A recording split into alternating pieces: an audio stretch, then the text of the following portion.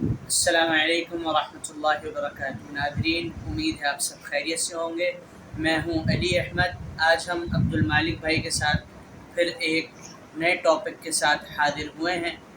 امید ہے آپ سب خیریت سے ہوں گے، اور آج ہم جس ٹاپک پر بات کرنے لگے ہیں وہ تعلیم کے حوالے سے ہے۔ پاکستان کا نظام تعلیم کے بارے میں آج ہم بات کریں گے، گفتگو کریں گے، اور اس گفتگو میں جو ہم بات کریں گے امید ہے ان باتوں سے آپ کو ضرور فائدہ ہوگا، اور جو فائدہ ہو آپ کمنٹ میں ضرور بتائیے، اور جو کمی کوتاہی ہو وہ ہماری اصلاح کے لیے آپ وہ بھی ضرور بتائیے، تاکہ ہم اپنی کمی کوتاہی کو دور کریں اور اچھے سے اچھے اور ٹاپک کے ساتھ ہم حاضر ہوں۔ تو آج ہم بات کریں گے، عبد المالک بھائی سے سوالات کریں گے، عبد المالک بھائی ہماری رہنمائی فرمائیں گے۔ تو سب سے پہلا سوال یہ ہے، پاکستان کے نظام تعلیم کو بہتر بنانے کے لیے کیا اقدامات ضروری ہیں؟ تو ہم عبد المالک بھائی سے بات کریں گے کہ یہ بتائیں گے کیا کیا اقدامات پاکستان کے نظام تعلیم کو بہتر بنانے کے لیے ضروری ہیں۔ السلام علیکم ورحمۃ اللہ وبرکاتہ۔ وعلیکم السلام علی بھائی۔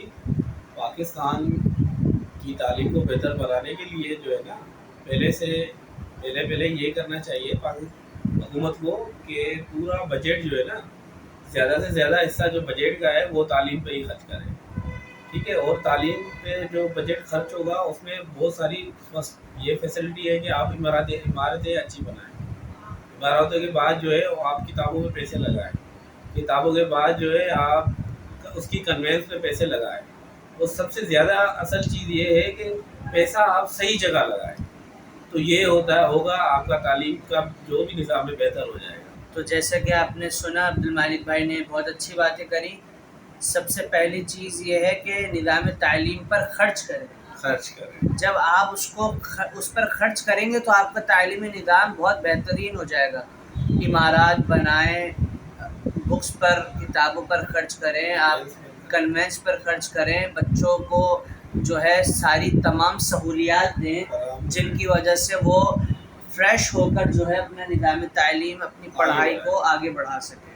اچھا، دوسرا سوال ہم کریں گے عبد المالک بھائی سے، کیا پاکستان میں یکساں نظام تعلیم ہونا چاہیے؟ ہاں بالکل، یکساں تعلیم نظام ہونا چاہیے۔ دیہی اور شہری علاقوں میں یکساں تعلیم نظام ہونا اچھی بات ہے۔ اس سے یہ فائدہ ہوتا ہے کہ کوئی بچہ یا کوئی بھی پاکستان کا شہری تعلیم سے محروم نہیں رہتا۔ یہ اسٹیپ جو ہے اچھا ہے، یکساں ہونا چاہیے۔ جو تعلیم شہر میں مل رہی ہے وہ گاؤں میں بھی وہی تعلیم ملنی چاہیے، یہ ان کا حق ہے، ٹھیک ہے؟ یکساں تعلیم نظام نہیں ہوگا تو پھر یہ جو ہے نا پوری عوام یا جو بھی بچے ہیں یہاں دور دراز سے جو ہے وہ تعلیم حاصل نہ کر پائے گے۔ سب کا حق ہے تعلیم حاصل کرنا، تو یہ حکومت کی ذمہ داری ہے کہ وہ تعلیم ان کو دیہی علاقوں یا شہری علاقوں میں، جو شہری علاقے تعلیم پا رہے ہیں وہ دیہی علاقوں میں وہی تعلیم ہو۔ یعنی کہ ایسا نہ ہو کہ وہ جو ہے شہری علاقے کے بچے جو ہے وہ بہت ہائی فائی ہوں اور جو دیہی علاقے کے وہ پیچھے رہ جائیں۔ یہی بات تو ہے، ایسا نہیں ہونا چاہیے، نہیں آپ کا ہونا کہنے کا چاہیے، مقصد یکساں نظام ہونا ہونا چاہیے، چاہیے۔ وہ اچھی بات ہے۔ صحیح۔ سب کا حق ہے تعلیم حاصل کرنا، اور ہمارے نبی کے صلی اللہ علیہ وسلم نے فرمایا تھا اگر آپ کو تعلیم لینے کے لیے چین جانا پڑے نا تو آپ چلے جاؤ، ٹھیک ہے؟ تعلیم سب کا حق ہے۔ ہاں، یہ روایت ضعیف ہے، لیکن ہے، ہاں ضعیف ہے، لیکن ہم تو سنتے آ رہے ہیں، بڑوں نے ہمیں بتایا ہے، ہم سنتے آ رہے ہیں۔ لیکن یہ نظام کی تعلیم کے بارے میں جو ہے نا، یہ اہمیت دلانے کے لیے کہ تعلیم کی اہمیت زیادہ ہے سب سے۔ لیکن یہ حدیث جو ہے روایت اللہ کے رسول صلی اللہ علیہ وسلم کی طرف منسوب کرنا جو ہے، اور اگر یہ کی جائے اور یہ حدیث صحیح نہ ہو تو اس کا وبال بھی ہم پر آ سکتا ہے، بالکل آ سکتا تو ہے۔ یہ ضعیف حدیث ہے، لیکن یہ ایک اہمیت کے طور پر یہ استعمال بیان کر رہے ہیں، لیکن یہ حدیث حقیقت میں ضعیف ہے۔ تو اب ہم تیسرے سوال کی طرف چلتے ہیں۔ عبد المالک بھائی سے سوال کریں گے، استادوں کی تربیت سے نظام تعلیم کو کیسے بہتر بنا سکتے ہیں؟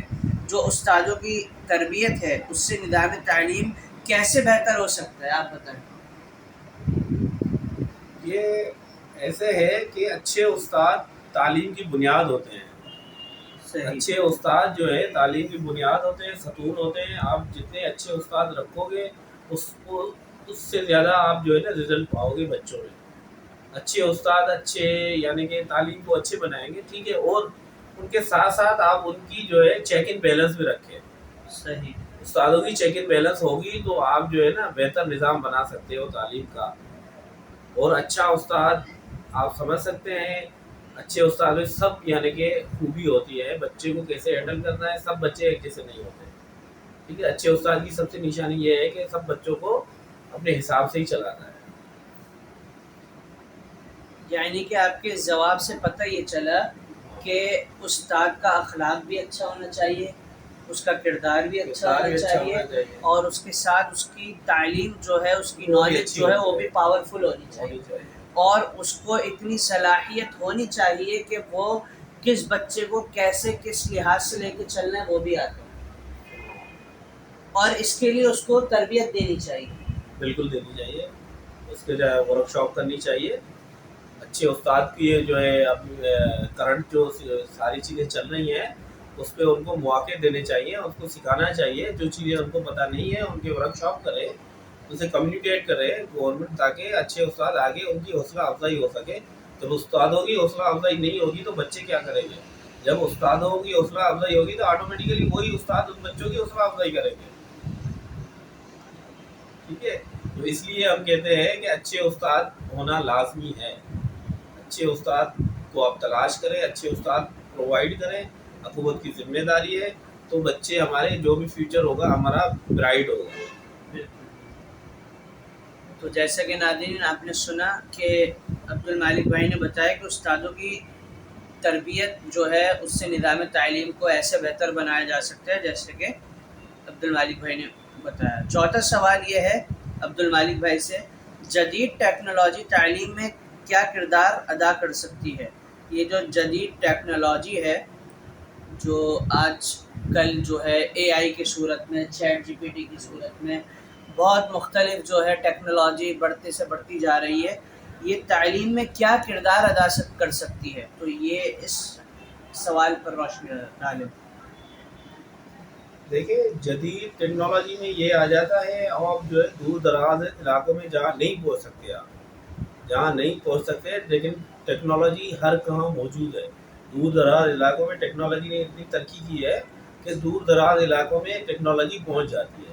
تو اس سے یہ ہے کہ آپ آن لائن کلاسز بھی کر سکتے ہیں آرام سے, اور ان کو یہ جدید ٹیکنالوجی کی سہولت سے واقف ہو کے آن لائن کلاسز آپ اس کو بچوں کو جو تعلیم سے محروم ہو رہے ہیں اس کو آپ آن لائن کلاسز دے سکتے ہیں آرام سے.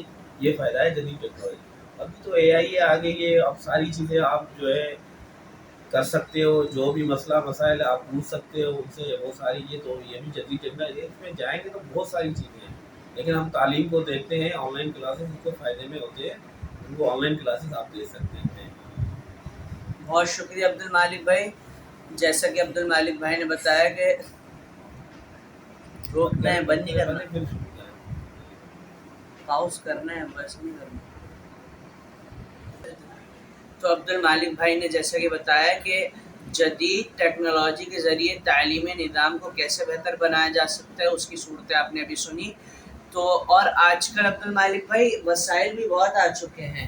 جس طرح پہلے نیٹ کی پرابلم ہوتی تھی, اب تو ہر جو ہے سم میں پیکیجز ہو جاتے ہیں, 4G 5G 3G, ساری چیزیں مختلف نیٹ ورکس بھی ہر جگہ موجود ہیں. تو یہ بہت آسان ہو چکا ہے یہ تمام کام. تو ہم اپنے آپ کو تعلیم حاصل کرنے والا بنائیں. جب ہم اپنے آپ کو تعلیم حاصل کرنے والا بنائیں گے تو انشاءاللہ اللہ کی رحمت سے علم اللہ تعالیٰ اپنے فضل اور کرم سے ضرور ہمیں عطا کرے گا. اور یہ تعلیم ہی انسان کی بلندی کا ذریعہ ہے. اللہ رب العالمین نے قرآن مجید میں فرمایا یرفع اللہ الذین آمنوا منکم والذین اوتوا العلم درجات. اللہ تعالیٰ نے ان کا درجہ بلند کیا ہے جو تم میں سے ایمان لائے ہیں اور علم والے ہیں. تو یہ علم جو ہے انسان کی بلندی کا ذریعہ ہے. علم انسان کی تیسری ہے.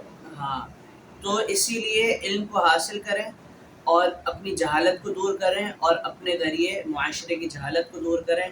تو امید کرتا ہوں ضرور اس ویڈیو سے آپ کو فائدہ ہوا ہوگا، اور اگر فائدہ ہوا تو آپ ہمیں کمنٹ میں ضرور بتائیں تاکہ ہم ایسی ویڈیوز اور بنائیں اور اس معاشرے کو ہماری ذات سے فائدہ پھیلے۔